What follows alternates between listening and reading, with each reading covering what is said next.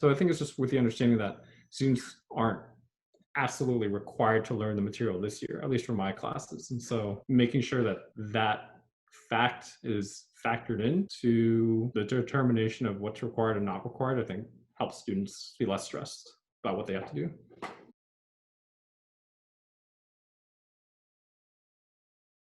I I did not become a high school teacher so I could spend my day in front of a computer. I actually chose not to spend my day in front of a computer and to have this turned around. It's funny because my wife has been out, she was out a week before we are, and she's on all day long.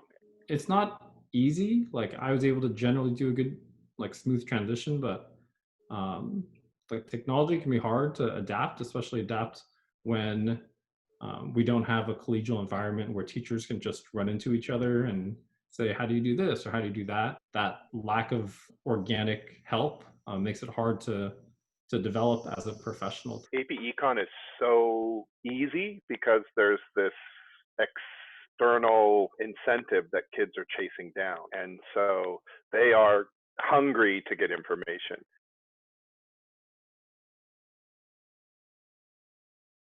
For students, I hope students start realizing that they can do a lot of learning on their own. It's hard when you don't have to come in to still have that motivation to learn, but I hope students realize they're fully capable of at least getting some information on their own. And the more of an independent learner they can be, the more successful they can be.